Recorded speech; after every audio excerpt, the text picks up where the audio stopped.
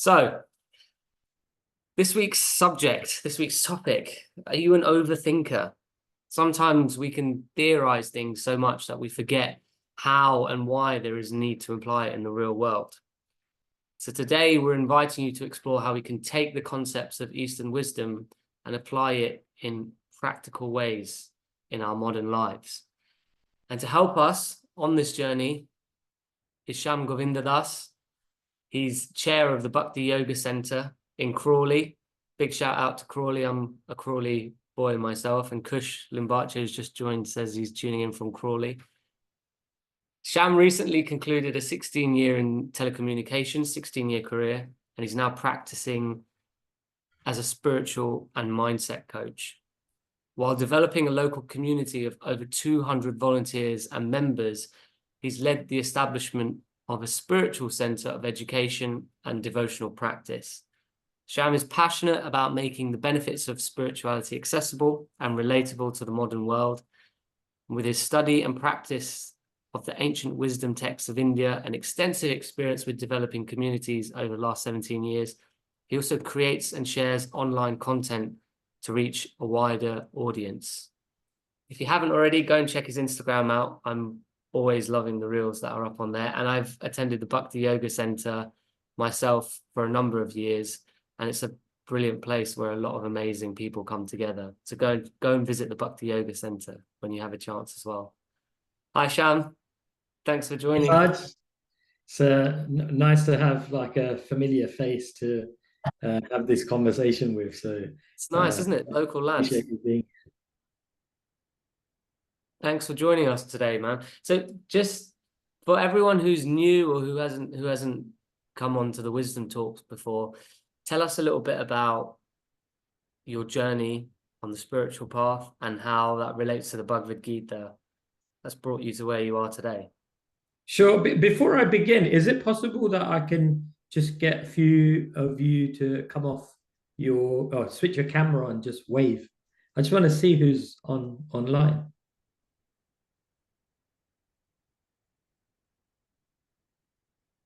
Thank you guys for joining. Just going through, having a look who's on. I need to do that. There's a Govinda Das. Thank you. Appreciate it. Yeah. Sorry, Saj, what was the question? Sorry, no, that was great. Oh, also, actually, before we jump in, I was so eager to start getting into the subject matter. Could you lead us through a short invocation, please? Sure. Yeah, sure. I'll do the short version, just so that we can, I don't know if we're on time or not, but I'll lead the short version of the Mangala Chant. So the reason why we do this invocation, so I'll explain that, is because essentially when we are speaking about spiritual subject matter, quite often we can get into the mentality that it's all about knowledge. It's all about knowing everything. It's all about imbibing the knowledge. But actually, it's a lot more than that. Knowledge is just a small part of, or information is just a small part of the process of spiritual life or the journey of spiritual life. And we want to begin by offering prayers to the previous teachers so that we are able to get their blessings, so that we're able to imbibe the mood and the underlying essence of what we're trying to learn. So these prayers are to offer respects to the previous spiritual masters, so that we're really able to approach the knowledge in the right mood, in the mood of request, not conquest. Because sometimes as we're going to get information, it's like we're trying to climb this mountain. We're not trying to conquer the knowledge. We're trying to imbibe it and trying to request for it to penetrate deep into our heart. So like that, we can meditate on the sound vibration when we offer this Mangalacharan prayers. Om Ajnana Timirandasya Jnananjana Shalakaya Chakshurun Militam Yena Tasmai Shri Guruve Namah.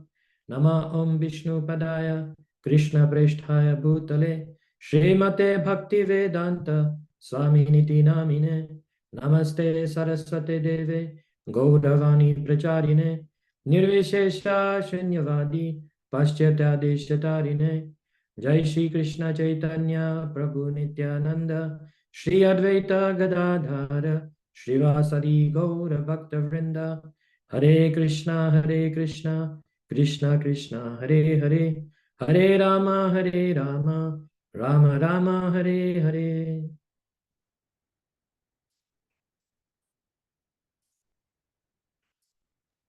Thank you for taking us through that, Shyam. Also, I've never heard it described in that way, which is such a sweet reflection in a mood of request, not conquest.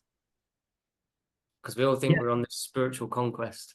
Yeah, it's really important. Actually, one of the things that I heard from Keshav Swami, actually, something that he emphasizes is that there's a difference between material knowledge and spiritual knowledge, even in the way that we are trying to assimilate spiritual knowledge. Material knowledge generally goes like this, and we're just going on this journey, whereas spiritual knowledge is like a spiral. We are covering the same concepts again and again in different ways. And when we approach it just in terms of conquering, that we just want to assimilate as much knowledge as we can. When you keep going over the same concepts, it can feel like, oh, this is so repetitive. But when we approach it in the mood of request, when we approach it that actually I have to request for this knowledge to penetrate deep within the heart. Doesn't matter how many times we hear it, we actually are hearing it with a higher purpose, with a much more elevated mood. So yeah, it's really important that we recite these prayers, and before we enter into understanding anything spiritual, we should offer respects to the previous teachers, because this is not my knowledge. Where any teacher that speaks, ultimately it's not our knowledge. It's coming from our teachers, and then their teachers are offering respects to their teachers, and ultimately back to the divine source of this knowledge. And so you're running at the Bhakti Yoga Center, and you teach Bhagavad-gita courses there as well, right? Literally just finished the last one yesterday. So how'd it the go? next one starts in September. So I don't know what happened there. Is that? Oh, probably not you. That wasn't me. My hands are here. I thought you were about to show us a little video presentation of the. Yeah, I was going to take you through all 18 chapters. I hope you guys have got some time. So how long have you been reading the Bhagavad-gita for? Because if you're now teaching courses at the BYC, we call it, so you must have quite a few years of experience with the text. Yeah, so I mean, circa 20 years or so, just under 20 years, I got introduced to Krishna consciousness, or the path of bhakti. And if you were to ask me, even 15 years ago, or tell me that I was doing what I'm doing now, I'd be like, you're crazy. There's no way that I was, not even interested in spirituality. Didn't even have an inkling towards it. But that's the transformational power of the Bhagavad-gita, the path of bhakti. So yeah, initially it was, I didn't really even have an interest, but somehow I ended up on a retreat in France, and I got an attraction to, I'm sure many of you know Srila Prabhupada, or A.C. Bhaktivedanta Swami Prabhupada. And although I didn't really have an attraction towards the philosophy, but I heard the story about Prabhupada, how he left India at 69 years old, came to the West. And when I heard that story, it just captured my heart. Like, this person's amazing, incredible. And you see videos of Prabhupada, he's so, his purity comes through the video.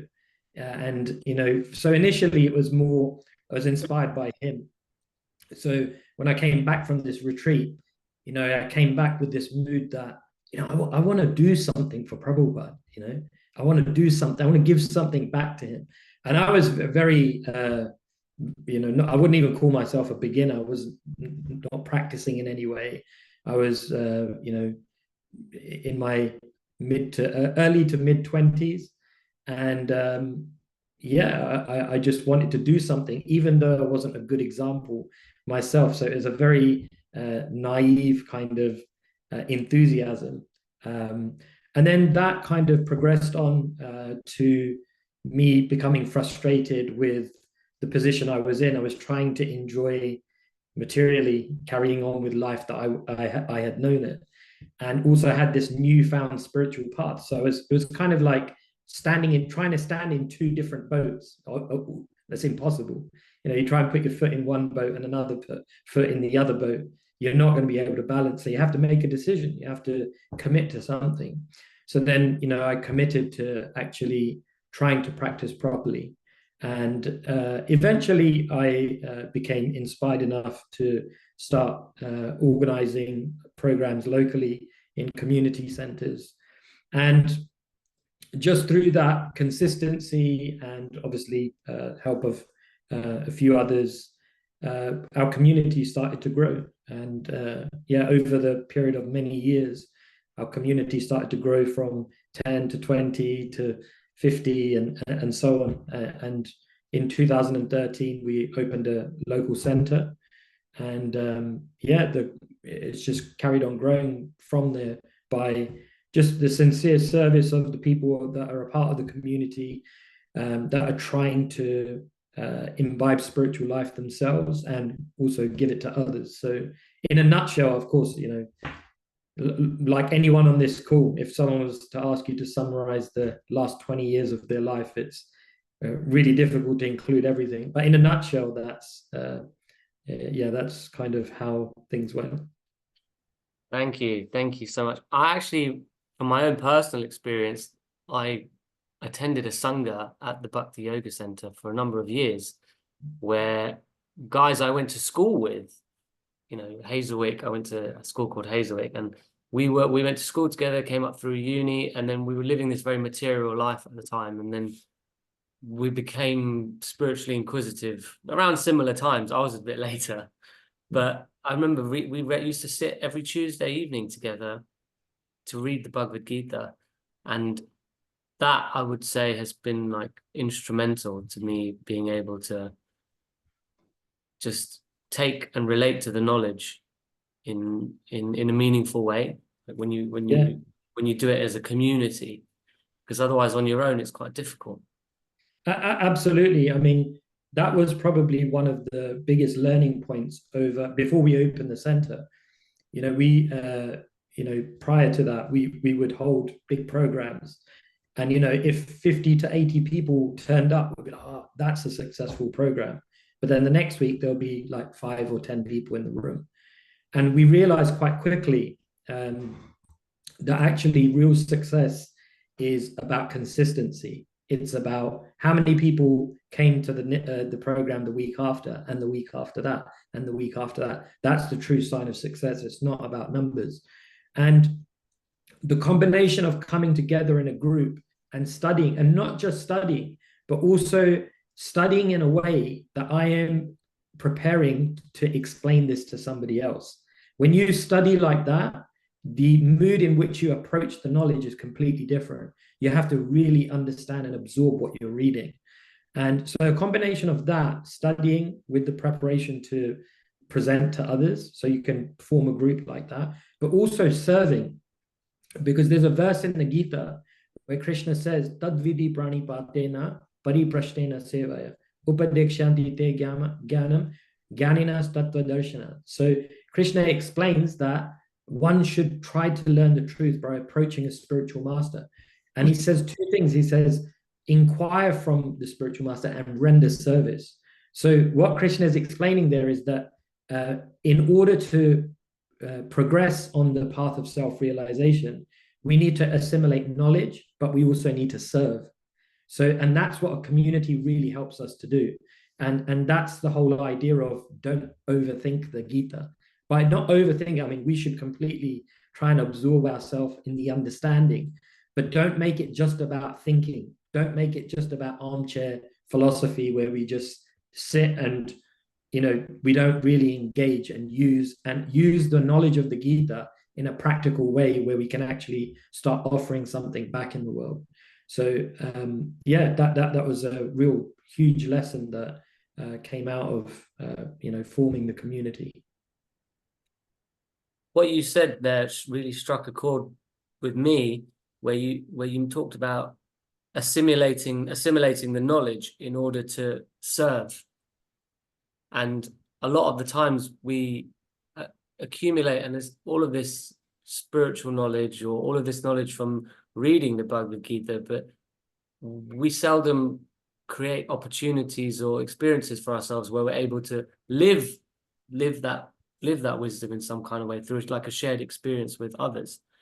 And I found that when I've been at the Bhakti Yoga Center, or I've come to even the wisdom talks that we have in person in London once a month, it's only when these people come together and you see these volunteers and just the mood that people are coming with, even that inquisitiveness of requesting the knowledge, that's where I always leave those experiences with like a feeling in my heart that's uplifting me, more than I get when I sit on the sofa and read the Bhagavad Gita myself.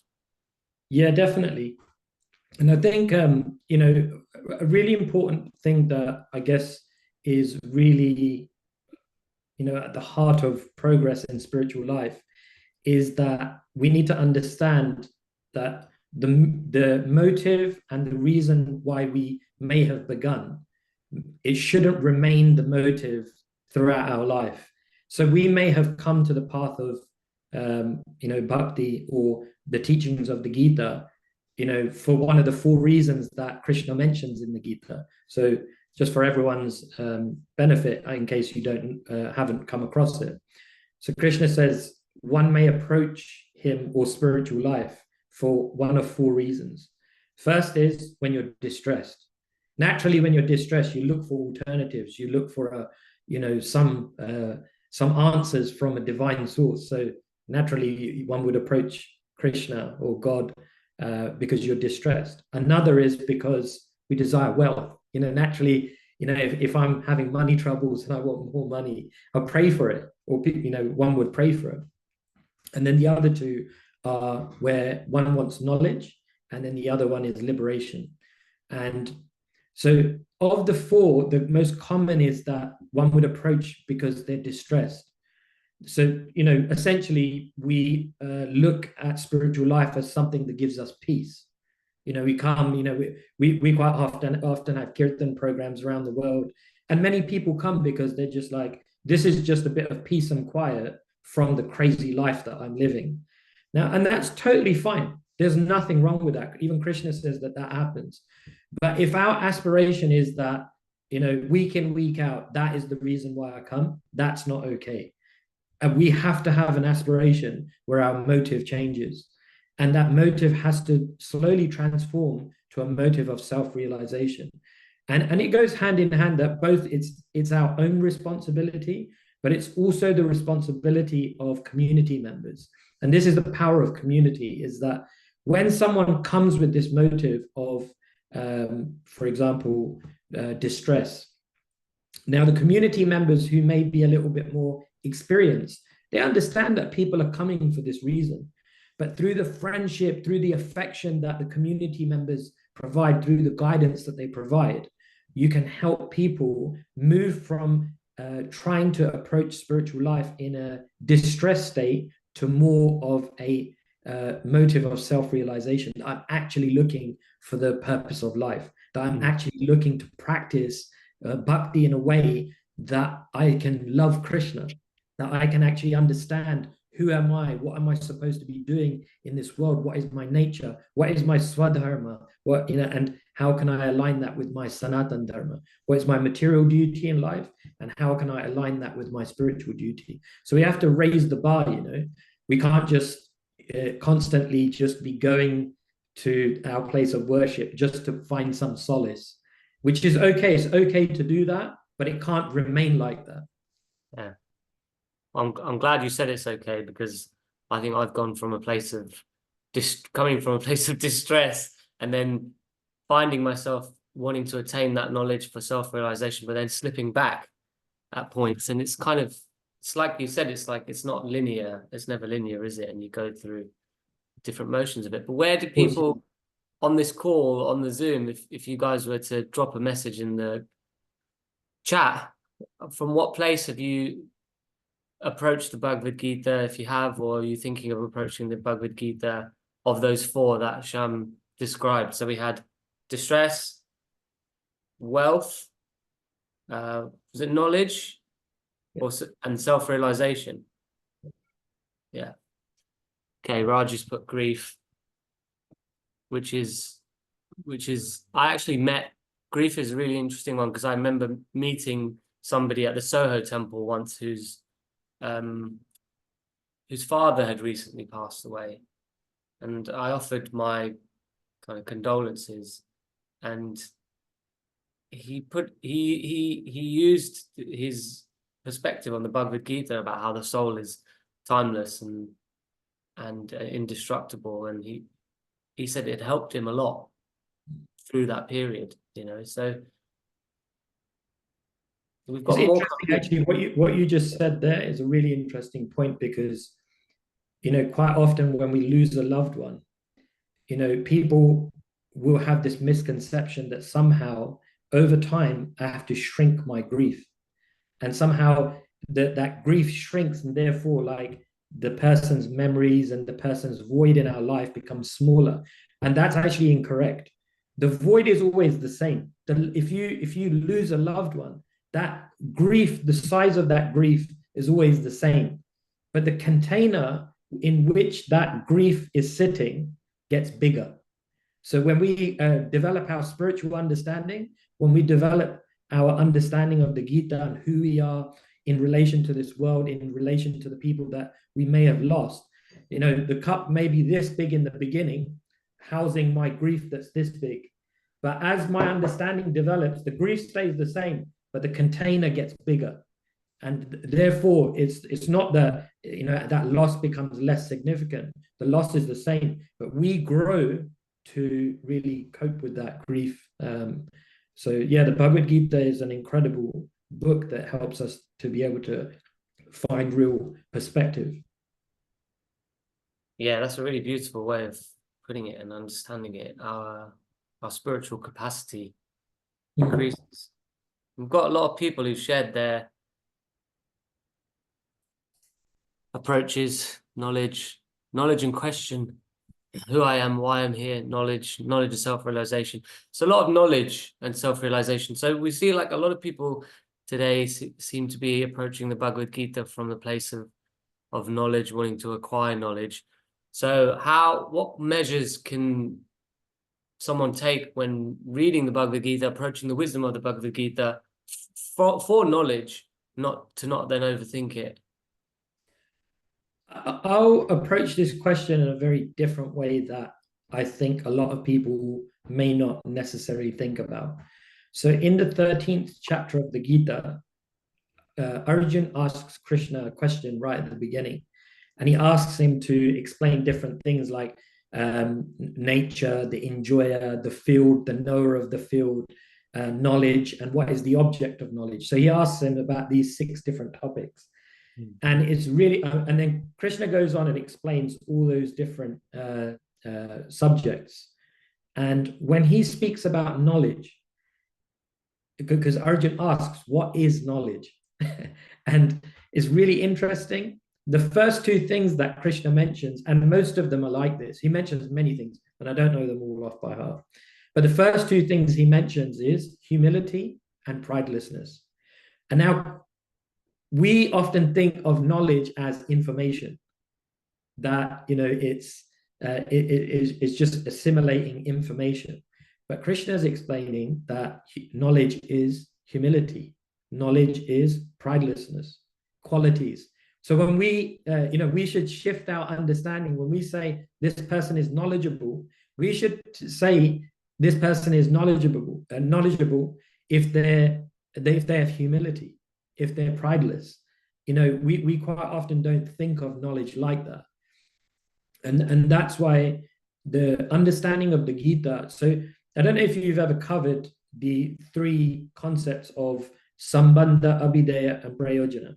So in our teachings, in the Gaudiya Vaishnava teachings, the acharyas, the previous teachers, they explain that the journey of spiritual life is in 3 different stages. So Sambandha means relationship. Relationships means, who am I? I am this, who am I in relation to the supreme? Who am I in relation to this world? What is this world? How does it function? So the first thing is sambandha, relationship. The second thing is the process, abhideya. What is the process that I'm supposed to follow? And then the last thing is prayojana, which is what is the perfection that I will achieve if I follow this process. So sambandha, relationship, abhideya, the process that I follow, and prayojana, what I achieve if I perfect the process. So like this, the middle part is actually what we should be doing. And that generally consists of three things. So the first part of the process is our practice. So we may be chanting, we may be reading, we may be associating with other spiritual people. So that's one aspect of the process. The other aspect of the process, and the second and third aspect of the process, are generally what people don't, or they overlook. So the second is lifestyle. What's our lifestyle like? Is it supporting our practice? Because you may be able to practice, but it's just like, I'm practicing, but then I'm lighting the fire, but then I'm just putting water over it afterwards. So the lifestyle has to support our practice. So the first thing is practice, learn what the practices I should be engaging in. And then the lifestyle that I'm living, it should support that. And then the third thing is, am I developing the character? Am I making the effort to develop the right type of characteristics which makes one knowledgeable, like what Krishna is explaining, humility, pridelessness. And, it's probably not what, people wanted to hear about knowledge. But the truth is, there is an element of spiritual life where we have to practice these virtues, like humility, like tolerance. And we have to practice them in an environment where it provokes our lower nature. Because, Krishna also explains this in the 16th chapter, that we have a divine nature and we also have a lower nature. We all have that. At certain times in the day or during the week, we may get provoked in such a way that our lower nature comes out. But sometimes, we may exhibit the higher version of ourselves. So like this, in order for us to really bridge the gap and really try to get into a habit of predominantly acting through our higher nature, we have to develop those three things: the practice, the lifestyle, and our character. And our character is done by, and this is the importance of community, because in a community, like generally in everyday life, if you don't resonate with someone, you can just stop seeing them. Easy. In a community, if there's someone that provokes the lower nature, it's not as easy. We have to practice tolerance. We have to practice patience. We have to practice humility. And obviously we have to understand what the healthy version of all those virtues is. Like, for example, humility can quite often be misunderstood. So we have to understand, what does it mean to really be humble? And practice those qualities. And that is what makes one really knowledgeable. It's not just learning the scriptures and being able to recite 100 verses or Wow. I was making notes there. So relationship, process, and what I can achieve from perfecting the process. So we've got sambandha, abhideya, and prayojana. So those are the three stages of what are they, the three stages of? the three stages of spiritual life. They're the so you three have to stages understand what is my relationship to everything. Then I have to understand what is the process, what do I actually have to do. And then the third is what I get as the result of practicing that. Right. That's a great framework, actually, to look at it from within, like the practice, lifestyle, and characteristics. I found myself really nodding along there with lifestyle, because it's something really as simple and basic as getting to bed at a good enough time and eating the right food, just so you can practice your meditation or feel like picking up or reading the book or attending a wisdom talk. It's about what you prioritize and your capacity for it. Yeah, absolutely. Like I remember many years ago, I attended a seminar here in our local center, and one really senior practitioner of bhakti, he was explaining that the power of your ability to practice spiritual life, whether it be 2 hours a day or 3 hours a day, let's say it's 2 hours a day, it lies in what you do in the other 22 hours. So whatever you're doing when you're not practicing spiritual life, like the direct practice, whatever you're doing in the other 22 hours will directly affect what you do in those 2 hours. If you eat late, you go to sleep late. If you go to sleep late, you wake up early. You wake up early, all this other stuff is going on. So like this, there's always a knock-on effect. And that's why we say lifestyle is so important. And there's so many things with lifestyle, type of people that we hang around with, that we expose ourselves to, the the routine that we've got, the things that we hear. There's a nice way of understanding fasting. So fasting, the Sanskrit word for fasting is upavas. Even in Gujarati, we say upavas. And it's interesting that when we say fasting, people think the direct translation is upavas, but actually upavas means to be situated close to the Lord. That's the actual meaning of the word upavas. And it's interesting that the fasting days is not just about fasting from food. It's about fasting from all the activities that are not favorable for me and my spiritual life. And therefore, we do things that are favorable. We do things that are really benefiting us moving forward in our spiritual life. So, yeah, we have to really try and become a bit more absorbed in reflecting on what our lifestyle is really like. Yeah. Are we living a favorable lifestyle? Yeah. What are some of the things that you put in place in your own spiritual life to ensure that you're able to reap the rewards and also to continue that path of the abhidaya, like the process? Yeah, it's a good question. I think a lot of it depends on your nature. Some people are quite strong-willed. If you have a lot of willpower, generally you can, have a resolution and stick to it. I wasn't so strong-willed in the beginning, so I realized that I need to commit to things and commit to other people. And when I know that I can't, if I've committed to something where I can't let other people down, I have no choice but to follow through. So I would take up responsibility. So I would say, for people who are, quite strong-willed, probably don't need that advice. You just kind of make certain resolutions, read regularly with a group of people and just keep that practice going, whether you feel like it or not. That is where the key is that you don't do it when you feel like it. You do it as a matter of principle, that this is a part of my routine. Whether I feel like it or I don't feel like it, I'm going to do it. It's just like when we go to the gym. People who are successful at becoming fit and healthy, they do it because they succeed because they have that mentality that I'm going to do it regardless. Doesn't matter if I feel like going to the gym. Doesn't matter if it's raining outside. I'm going to do it. And in the same way, we have to be like that with our reading and our spending time with people who have similar aspirations to progress spiritually. But if we're not so strong-willed, then I would say make commitments where potentially you could let others down if you don't do it. It acts as a protective net, and that's what I used to do. I used to take up responsibility because I knew that if I didn't take up responsibility, I'd probably find some other priority and leave it to the side. But now, many years later, I'm so glad that I made those commitments, because I feel like because of those commitments, I've grown so much in so many different areas of my life.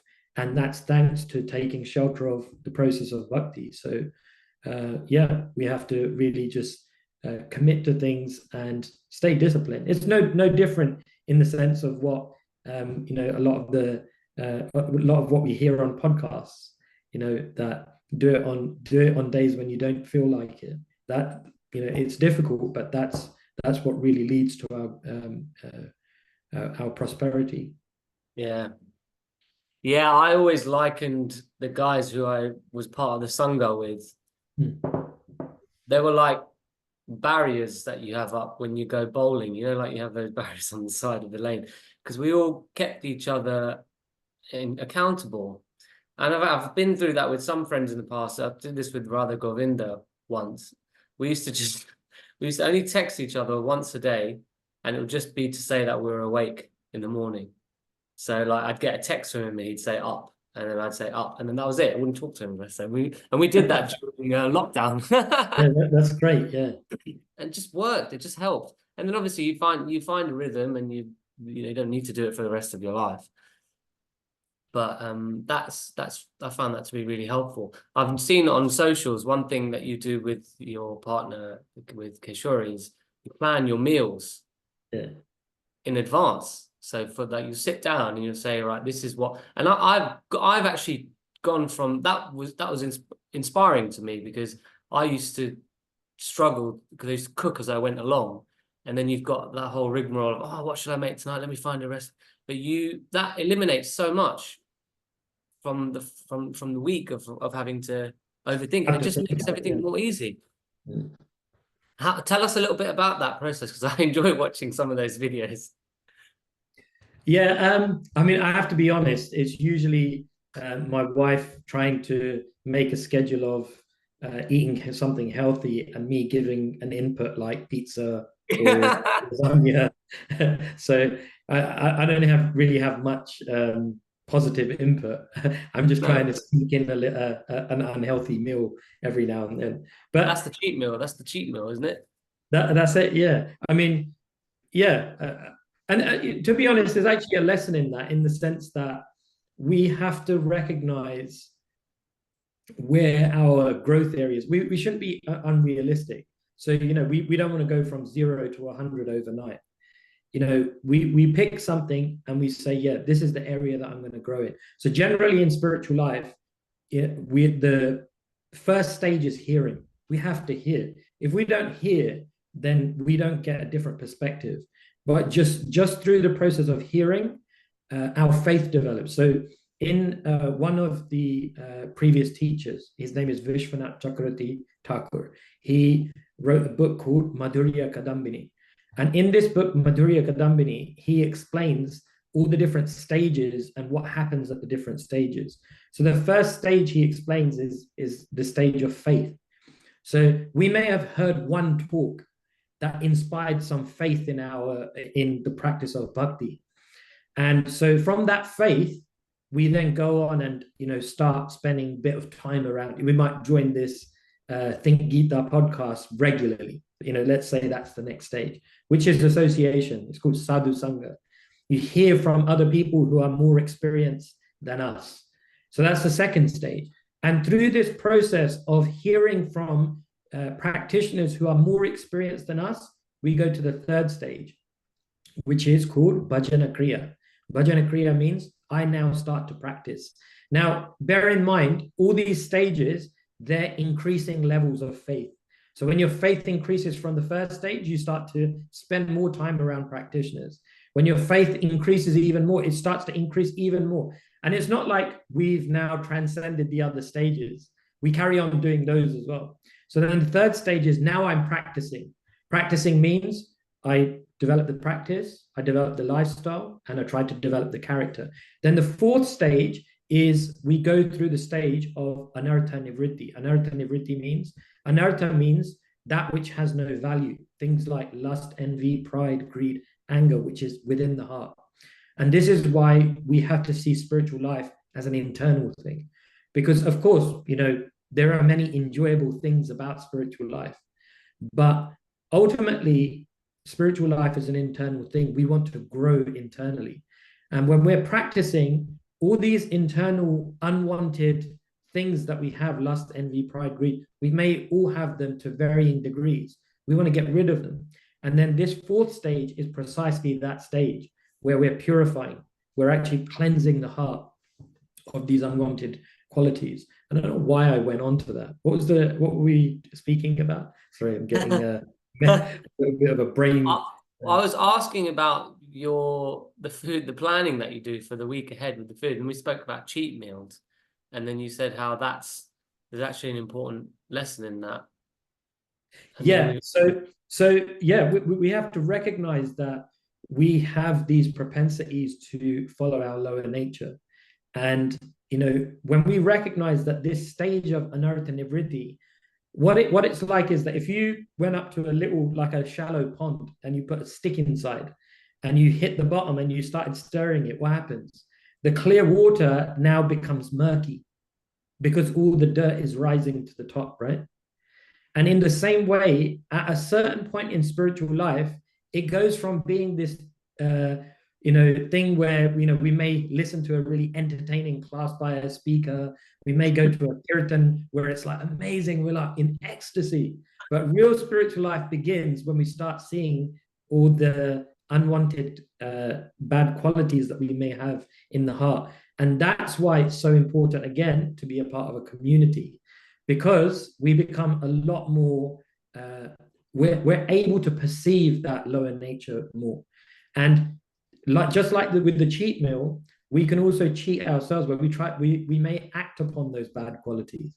But the idea is that we become introspective, and we start to introspect that actually this is how my lower nature is really encouraging me to act. But we can catch out the lower nature, and we can see that, yes, actually, this is my lower nature encouraging me to act in such a way. And we can stop and say, no, according to what I've read, we build up the spiritual intelligence according to what I've read here or what I've heard in a certain class. This is the way that I should act. Because in the beginning, we have to try and emulate or follow in the footsteps of advanced devotees or advanced spiritual practitioners, and act in a way that may not be natural to us, but we know that this is the correct way to act. And by doing that for a prolonged period of time, we start becoming habituated to act through our higher nature as opposed to our lower nature. We won't have those cheat days, if you like. So yeah, it's important to understand that these stages are described. The stages of spiritual life are described, and we should recognize where I am at and how I can engage in spiritual life in a way that helps me to move forward in a healthy way, but realistic way. Amazing. I think it boils down to effectively all of these practices and processes that are there in order for us to try and raise and higher our vibration. But a direct result of that is the pond metaphor, is like when you start digging around, all these anartha nivrittis, the tendencies of our lower nature start to come to the surface. And when you don't have the right people around you who are able to support you, hold you accountable, have that tolerance and humility as well of when you are going through those types of experiences, it can be really difficult on your own. Absolutely, yeah. Yeah, you summarized that really well. Which is why we have these wisdom talks and these think ether circles. And also when you come to whenever I come to the Bhakti Yoga Center, I always leave feeling invigorated, And I was laughing because when you said we go to these kirtan nights, or we hear this amazing talk, and we feel so enthused that we're just going to go on this spiritual conquest for the week. And it's great to have these top-ups to kind of to energize us and lift us, but it all boils down to that consistency that we have. And I think I've heard you saying this before, is like how we really are when nobody's looking, and like when we're just by ourselves, and how we manage that balance or imbalance, the battle between the higher and the lower self. Because I in those situations, this is a great subject matter for me today, because I'm chronic overthinker. So it's great to be able to have forums, conversations, and experiences where you can get a fresh perspective. Yeah. Does anyone have any reflections on what we've discussed today, or any questions for Shyam Govinda? I'm just realizing that we're hurtling through the hour, which is always a good thing. Any questions about any of the processes we've learned about today, or personal to your own experiences or reflections on what some of the things we might have discussed? Whilst we're waiting for those to come in, I'd just like to ask you, what are some of the learning experiences you've had from teaching the Bhagavad-gita course to people who've arriving, either in past courses or the recent one? Yeah, there's something that Krishna says right at the end, which is super inspiring, where he says that one who explains this conversation to others is the most dear to me. And there's a reason. It's not that, Krishna has a vanity issue and he loves people talking, like spreading the conversation he's having with someone else. It's because we have to understand the underlying reason why the Gita is spoken, the underlying reason why we're even here in the first place. Why are we even on the planet? Why do we take birth? All those things. There's a reason why the Gita was spoken to, and it answers all those questions. And it points to Krishna's compassion, his love for us. And I think for me is that thing that Krishna says about, the person that's giving this knowledge to others is the most dear to him. It really, is an impetus for us to want to learn, because, ultimately, when we practice spiritual life, we want to get close to God. We want to get close to Krishna. And in order for us to give to others, we also have to try and assimilate ourselves. We have to try and practice and learn ourselves. It's a real, it acts as a catalyst. So I think when we have that motive to want to help others, but yeah, we can't prematurely help others. We have to invest ourselves to try and learn. And whatever we've learned, a teacher told me many years ago that, all you have to do is read, try and understand, absorb, and then give to others. It's very simple. You don't have to, study for 20 years before you start giving. You can give at any point when you start feeling confident that, you can explain this to others. You can explain one verse to others. And then, the other inspiring thing that Krishna says is, he says, deliberate on this fully and then do what you wish to do. So Krishna's not forcing you. Krishna's not, saying if you don't do this, then you're going to hell. He basically says, he explains everything to Arjun, but then he says, do what you wish to do. And he's saying that to us, but try and understand everything fully, then make your own mind up what you want to do. Thank you, man. We've had just one point on what you just said is like, you can't give from an empty cup, you have to fill your cup. But even if it's a small verse or a number of verses or something, even if it's a teaching from a verse that you've learned, you can share that just by having those characteristics that you mentioned at the beginning of humility and tolerance, which is the mark of knowledge. But we've had a really good question come in we've got two, but I'm going to go with Elaine's first. It says, how do you come back after a dive or a dip if you don't have a community around?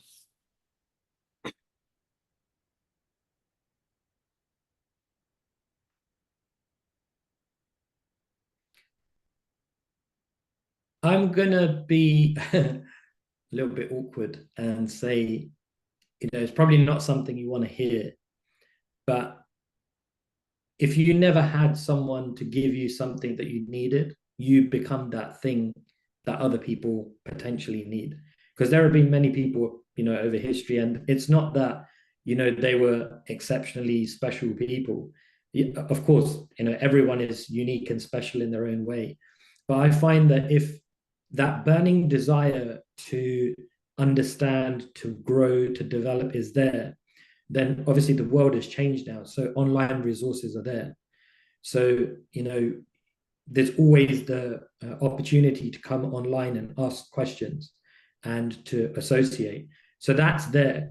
But I think otherwise, if you are genuinely in a position where, you don't have a community around you locally. Be that community. Krishna will fill the gap. There's a verse in the Gita where Krishna says that he preserves what we have and carries what we lack. So, anything that we have that is of value, Krishna will preserve it. But if we lack something and we are sincere, Krishna will bridge the gap. And, I'm not an advanced devotee by any means, but I've definitely in my life experienced that. I've definitely experienced times where, I felt, I don't have anyone. I don't have support, but somehow Krishna has, supported in some ways. Somehow he's bridged that gap. And then over time, new people have come along, and the support and the help has come along. So we have to have that faith that, this is not an impersonalist philosophy. This is a personal philosophy.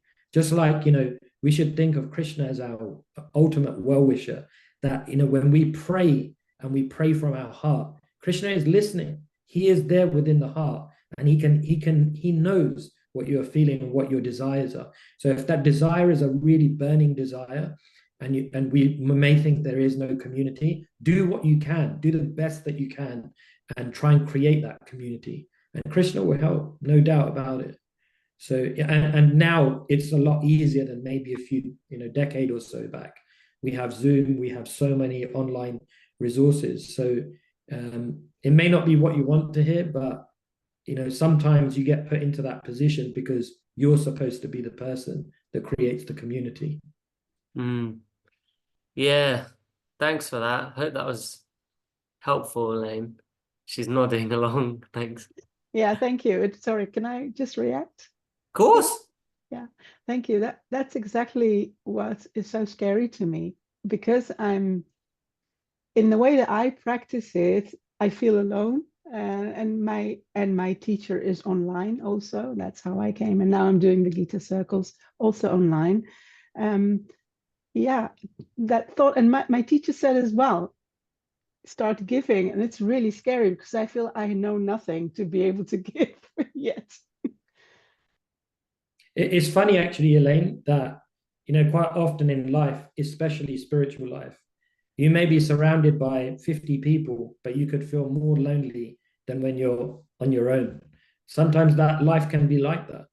And, I always look at it that Krishna is there, he's always watching. And any situation that we are in, or that Krishna puts us in, he's put us in that for a reason. That our life situation is the specifically tailored obstacle course that we have to go through in order to grow. And, I have no doubt, based on your question, Krishna wants you to develop a community. There you Maybe. go. Thank you. You're so welcome. Thank you for such a wonderful question. Two questions in one. I'm going to roll them into one. So we've got Shrina and Dev. I'll try and get to the other one from the first question, but this is more to do about reprioritizing. So the first one is, how do you reprioritize your life when you've had a life-changing experience, like having children, ensuring that spiritual practice is still at the forefront? And Dev has also asked a similar question. What if your work life doesn't support spiritual lifestyle, like a businessman having to stay up late and compromise on his health and morning sadhana? Something I can relate to. Sometimes I finish work really late and you think, oh, do I meditate tonight, or should I just push it to tomorrow? Yeah, really, really relevant and good question. The first thing I would say is, don't beat yourself up.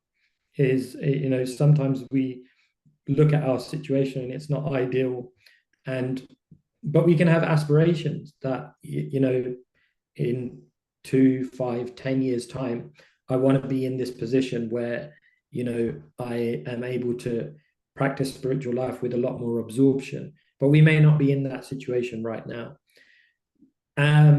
So there's that encouraging side, but there's also the sobering grave side. And the sobering grave side is, we have to constantly remind ourselves that good health, mental and physical, isn't going to be there forever. And that's the thing with spiritual life when you're young, or younger. That's also a relative thing. We may be whatever age. But if we have, mental faculties, our physical health, we should realize that I need to build good habits while I still have good health. Because the truth is, when you get to a point where your mind is slowing down, your body is slowing down, it becomes 10 times more difficult because you're struggling with so many different things. So it's about balance. Is don't beat yourself up, but always keep yourself on guard that, yeah, my career may not enable me to, get up early because I'm always coming home late and all those things. That's fine. But prioritize all the spare time that you have.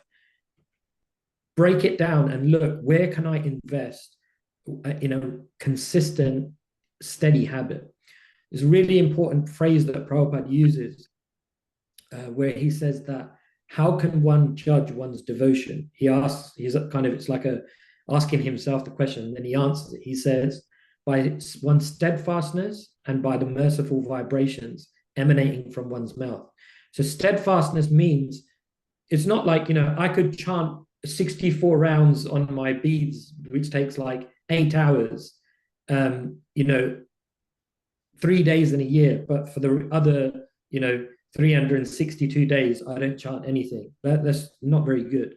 But if I chant consistently 8 rounds or 16 rounds every day, like whatever I can manage, every day I'm doing my chanting, my spiritual practice, and I'm doing it consistently. Whatever it is that my situation allows me to, whatever my circumstance and my capacity allows me to, that is what we want. That is healthy practice. So whatever your situation is, one of my spiritual teachers used to say, there's the comfort zone on one side, there's the stress zone on the other side. So you don't want to be in the comfort zone and you don't want to be in the stress zone. You want to be in the middle, which is the stretch zone. It should pinch a little bit. It should pinch a little bit, like it should be a little bit inconvenient. Otherwise, like anything good in life comes when it pinches a little bit. You go to the gym, you want to grow, like a good, healthy body, it has to pinch a little bit. And in the same way with spiritual life, you have to develop a habit and a routine according to what you can, according to your life situation. But it has to be a bit of an austerity. It's supposed to be like that. So yeah, I would say that don't be too hard on yourself, but remember, you're not always going to have good health physically and mentally, and then always be in the stretch zone. Do something that makes you stretch a little bit, and that could be anything, starting off spiritual life. And the last thing I would say, which is the most important principle in spiritual life, is always stay in the association of sincere practitioners who are moving in the right direction. Yeah, amazing. Thank you, Shyam. What a wonderful conversation. You really struck on something which resonated with me when you said the stretch zone, because that's the exact terminology one of my acting teachers uses. He says the best actors operate in the stretch zone, and the best acting takes place when you're in the stretch zone. And I think it applies brilliantly to spiritual life and spiritual practice too, because you have to give a little of yourself in order to reap that reward and to progress on the spiritual path. Thank you everyone for all your wonderful reflections, messages and questions, and please all join me in giving Shyam Govinda a big thank you for giving us his Thursday evening as a wisdom talk.